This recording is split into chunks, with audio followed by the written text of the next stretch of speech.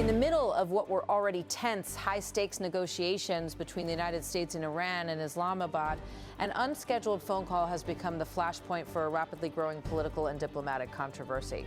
Iran says the call changed the temperature in the room and possibly the trajectory of the talks themselves. According to Iran's Foreign Minister Abbas Araghchi, the interruption came from Israeli Prime Minister Benjamin Netanyahu, who phoned U.S. Vice President JD Vance while negotiations were underway. In Tehran's telling, it wasn't a harmless check-in. It was a signal, one that, in Iran's view, shifted Washington's attention away from the U.S.-Iran track and toward Israel's strategic agenda. Araghchi, speaking after the talks stalled without a deal, delivered a pointed message of frustration aimed directly at Washington. He said, "We are disappointed with how the U.S. behaved." That disappointment, he suggested, wasn't simply about tone. It was about what Iran describes as a change in focus at precisely the moment the talks required discipline and clarity. He said Netanyahu's call to Vance during the meeting shifted the focus from U.S.-Iran negotiations to Israel's interests. It's an explosive allegation because it goes beyond the usual blame games that follow failed diplomacy. Iran is not merely claiming the Americans demanded too much or moved the goalposts. It is implying a third party's intervention altered U.S. behavior midstream at the table during active negotiations in a sensitive foreign capital. And the timing matters. These talks were not occurring in a vacuum, nor in a calm geopolitical moment. They followed weeks of conflict and were taking place under the shadow of a fragile ceasefire.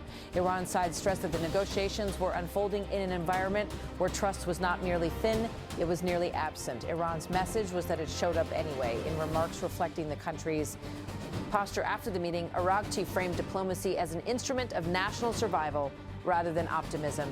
He said negotiations are not a sign of weakness, but a responsibility, something that continues even in the aftermath of war. He said, diplomacy never ends. Diplomacy is always a tool for securing and safeguarding national interests, and diplomats must do their duty in all circumstances, whether in wartime or peacetime. In Iran's words, this was diplomacy taking place after a prolonged confrontation, and only days after guns fell silent. He said, now, there are a few points to consider. First, this round of negotiations took place after 40-odd days, 40 days of imposed war, and just a few days after the ceasefire, in an atmosphere filled not only with distrust, but also with suspicion and ill feeling. For Iran, that background wasn't just a preface. It was the core explanation for why every gesture mattered, every word, every meeting, every press appearance, and yes, every phone call. The Israeli call, Iran argues, wasn't simply a distraction. It symbolized something deeper, that the United States was not negotiating purely on its own stated terms, but also under the gravitational pull of Israel's priorities. That is the accusation now fueling a new war of words, and it comes as both Washington and Tehran blame the other for the breakdown. On the American side, the public message from Vice President JD Vance was blunt. The United States made what it called a final offer. The Iranians refused, and the U.S. walked away. After roughly 21 hours of talks, Vance said he had been in constant contact with President Donald Trump and senior national security officials during the negotiation window. He said, yeah, obviously, we were talking to the president consistently. He went on to describe repeated calls and ongoing internal coup. Our nation, he said, I don't know how many times we talked to him. A dozen times over the past 21 hours. In addition to the president, he said he spoke with figures across the administration's national security apparatus. He said, we obviously also talked to Admiral Cooper, to Pete, to Marco, to the entire national security team. Then came the line designed to frame the outcome as Iran's choice, not America's failure. He said, we leave here with a very simple proposal, a method of understanding that is our final and best offer. We'll see if the Iranians accept it.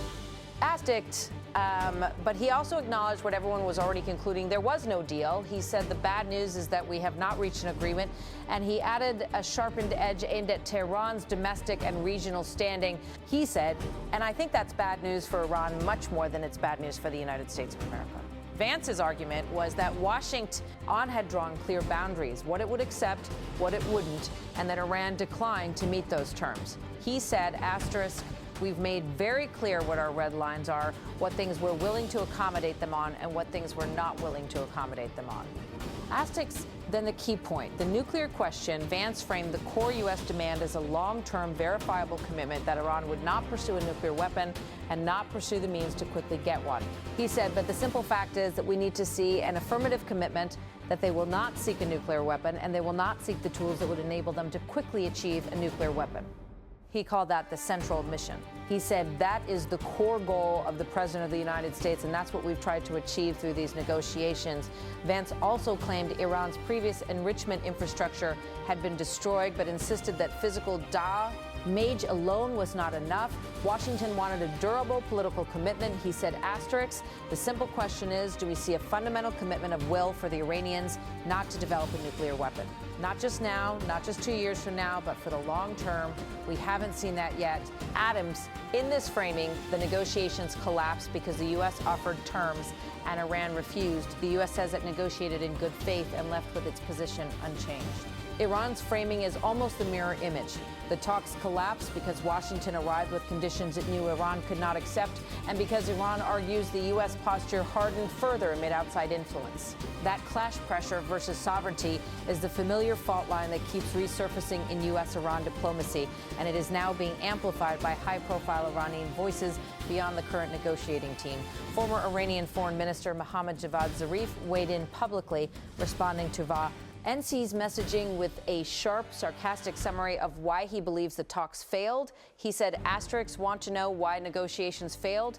They refused our terms. Bingo. Zarif's broader point was that no agreement can hold if one side believes it is being coerced into surrendering core rights and interests.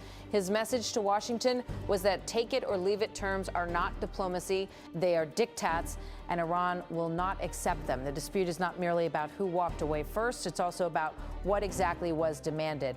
Iranian officials suggested the U.S. introduced or emphasized additional issues in this round beyond the central nuclear file, turning the meeting into something bigger, harder, and politically impossible for Tehran to swallow.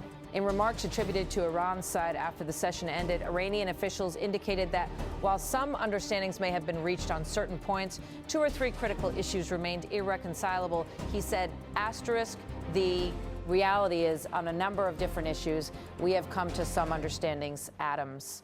But the breakthrough never came on the central disputes.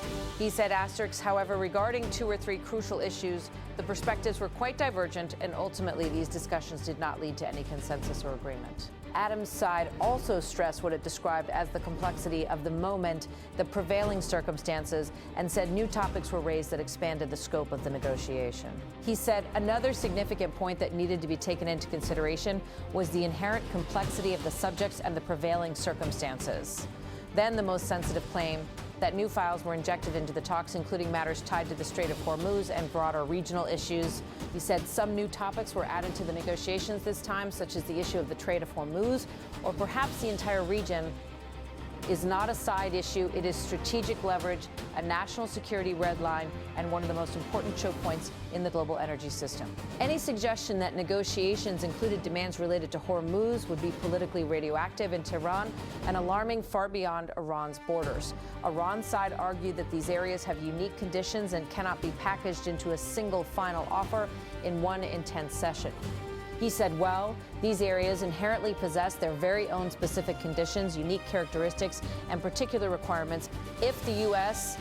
wanted a narrow deal focused on nuclear assurances, Tehran is now suggesting the U.S. approach drifted or broadened, either by design or due to shifting political calculations. And this is where the alleged Netanyahu call becomes so central to Iran's narrative. Because Iran's argument isn't just that the U.S. had unreasonable terms, it's that the U.S. became more rigid and that Israeli interests were being prioritized over the direct U.S.-Iran diplomatic track at exactly the wrong time.